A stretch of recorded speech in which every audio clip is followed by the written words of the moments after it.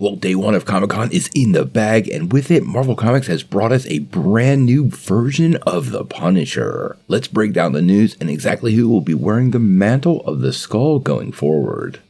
Well, last week, Marvel Comics teased us by asking the question, who is the Punisher? And gave us our first clues that someone would take up the role of the Punisher from Frank Castle. Now, earlier today at SDCC, Marvel did a Heroes, Hulks, and Super Soldiers panel, and the identity of the new Punisher was revealed along with a ton of art. Now, I'm going to go ahead and start running the art while we talk a little bit about it, because I have to say I like this new design. Now, this brand new series is from award-winning writer David Pepose and artist David Watcher, and will introduce retired S.H.I.E.L.D. agent Joe Garrison as the ultra-violent vigilante.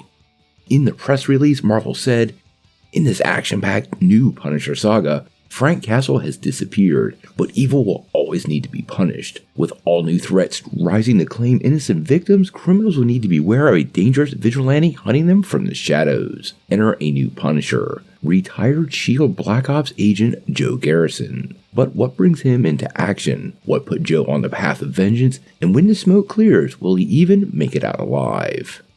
Now, as far as I can tell, this is a brand new character, and as I dug through the Marvel database, I couldn't find anybody matching this name before in the history of Marvel. There is a character called Garrison Kane who was shown to be a S.H.I.E.L.D. commander, but that's a one-off character and not really one anybody would know. Now, as far as this initial batch of art goes, I have to say I do like what I see. Being a former S.H.I.E.L.D. agent, he has a distinctively, S.H.I.E.L.D.-like costume. We still have elements of the classic Punisher skull, but it appears it also matches very closely what S.H.I.E.L.D.'s troopers wear, which I kind of love that aspect of the whole thing.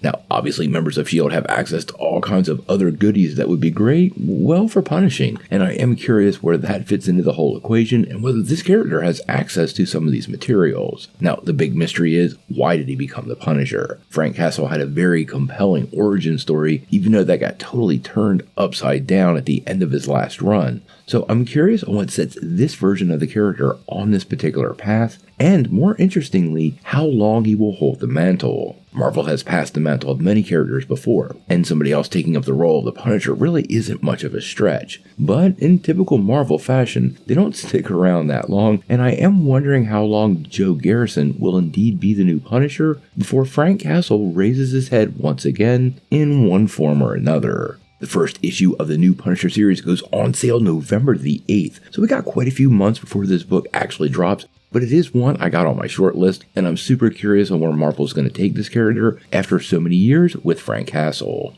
We'll have to wait and see. Honestly, my favorite part of the whole trailer is Harley Quinn in the Batcave. Her interactions with Nightwing, Robin, and Batgirl are going to be a highlight of the upcoming year. She's even got herself her own little bat costume, which I think is pretty cool, and you can see how, in sort of typical Harley fashion, she's working so hard to make this impossible situation work, and it's absolutely going to blow up in her face. This will definitely be contrasted with Poison Ivy having her own set of problems, trying to be the, quote, CEO of Lex Luthor's Legion of Doom, dealing with all the egos associated with all those villains, and maintaining her relationship with Harley all at the same time. Looks like an impossible task list to me.